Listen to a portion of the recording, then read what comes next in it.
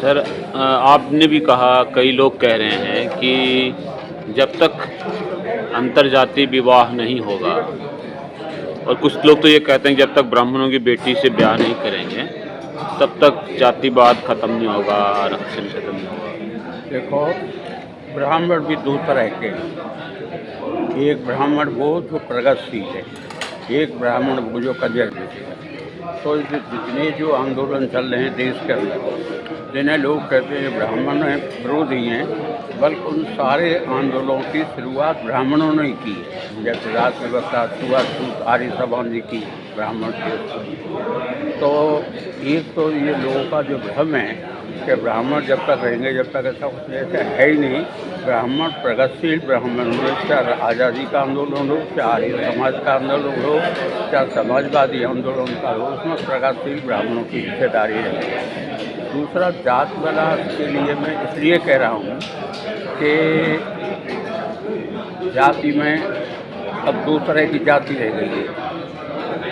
आमतौर पर छुआछूत खत्म, आना जाना शुरू हो गया, खाना पीना शुरू हो गया। तो संपूर्ण विनाश तो जब ही होगा जब अंतर्जातीय विवाह शुरू हो जाएंगे, जब कोई जाति नहीं रहेगी। अंतर्जातीय विवाह अलग बात है, इस तरह से कहना कि ब्राह्मण की बेटी से ब्याह करेंगे तो देखो, ऐसा है, अब दो तरह के विवाह भी हम चाहें या नहीं चाहें, आजकल जो लड़का लड़की साथ पढ़ रहे हैं वो कर ही रहे हैं। हाँ, वो कर ही रहे हैं। हाँ।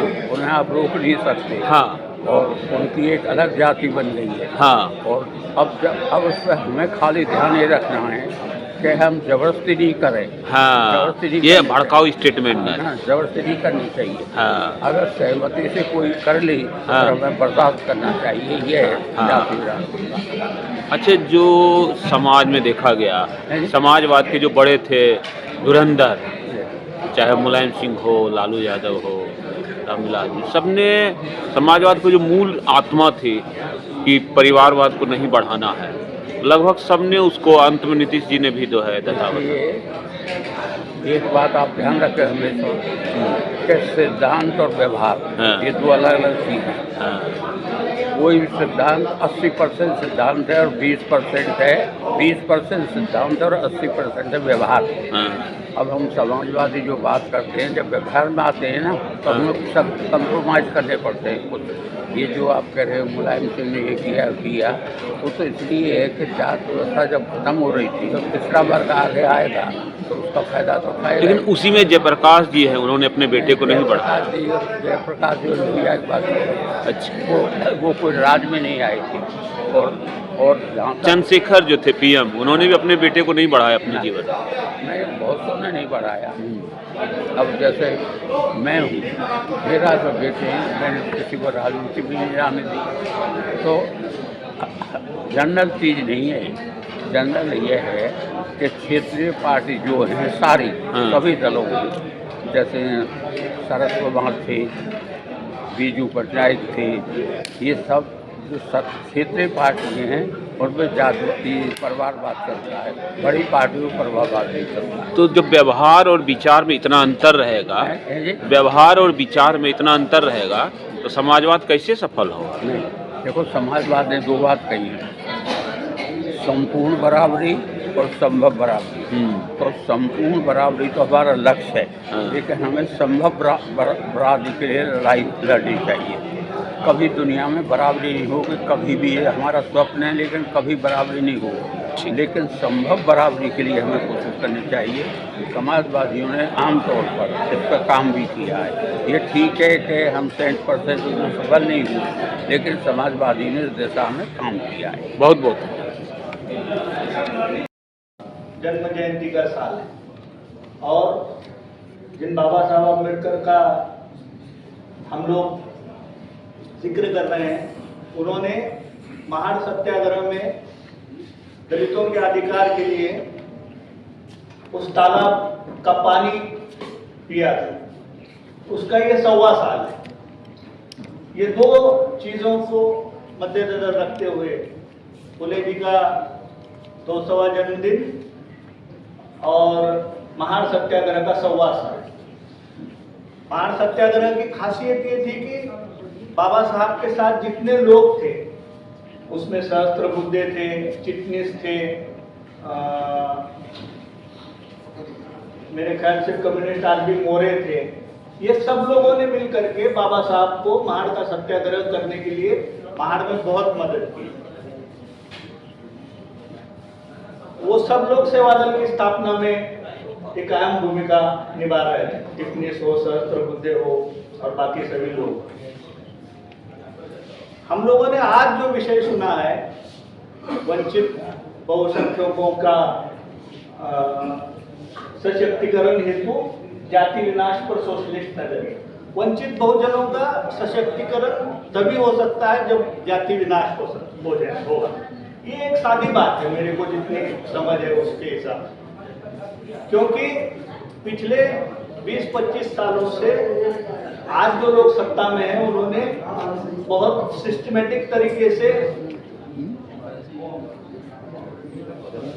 कुछ जातियों के ऊपर बहुत काम किया है। अभी अंसारी साहब है यहाँ पर, अभी हमारे शब्बीर भाई का इंतकाल कर गए।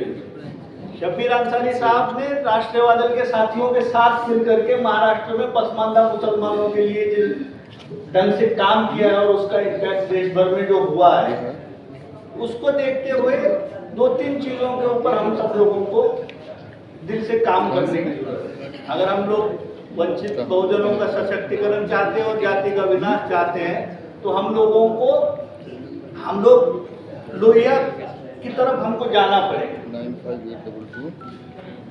कोई भी जात हो, कोई भी क्लास हो, कोई भी ये हो, घटक हो, वो उसके फायदे की तरफ दौड़ रहा है पोस्ट ग्लोबलाइजेशन। छोटी छोटी जातियों का उसका खुद का एक मत हो गया है कि मैं समूह में मेरे खुद का विकास नहीं कर सकता। मेरा विकास अगर मुझे करके लेना है, मैं जिस समूह से आता हूँ उस समूह का अगर विकास मुझे चाहिए तो मुझे मेरा खुद का सोचना पड़ेगा, क्योंकि मैं क्लब करके मेरा खुद के हिस्से बहुत कुछ नहीं ला सकता हूँ। मैं दोपहर में कोलिगे सर से बात कर रहा था कि तेलंगाना स्टेट में उपवर्गीकरण की प्रोसेस को शुरू किया है। महाराष्ट्र में ये बहुत फोर्सफुली अभी इसकी मांग आगे आ रही है। ये जो छोटी छोटी चीजें हैं, इनके ऊपर सर अपने को बहुत गहराई से चिंतन करके इसके ऊपर एक अपनी साझा राय देनी। क्या है कि हम लोगों ने इन सब चीजों को एड्रेस करना पिछले 10-20 सालों से कम कर दिया है, हम करते ही नहीं।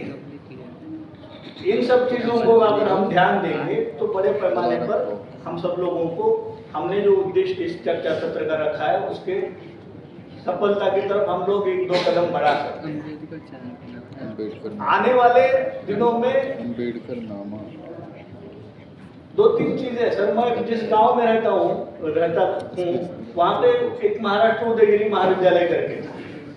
वो कॉलेज का आइडेंटिफिकेशन ऐसा था कि महाराष्ट्र में सेकंड लार्जेस्ट दलित स्टूडेंट्स वहाँ पढ़ने जाते थे, और वो दलित मूवमेंट का एक बहुत बड़ा सेंटर था मेरा गाँव। लेकिन आज दलितों के सीरियस से सीरियस सवालों पर भी उस गांव में कोई रिएक्शन नहीं आता। ये जो हालात पोस्ट ग्लोबलाइजेशन हुए हैं, इनके बारे में हम सब लोगों को सीरियसली सोचना पड़ेगा। और आर्थिक नीतियों ने जिस प्रकार से इन सब चीजों में एक अंतर्विरोध पैदा करके रखा हुआ है, उसके बारे में भी हम सब लोगों को सीरियसली सोचना पड़ेगा। मैं जानता हूं कि मतलब I was not prepared to speak over here, फिर भी मैंने हमारे नेताजी के आग्रह पर मेरी जितनी भी छोटी मोटी बात है आप सब लोगों के सामने रखी हुई है। मैं मेरा जो सुझाव है इसके लिए वो आंसर पर सर के लिए दे दूंगा। Thank you.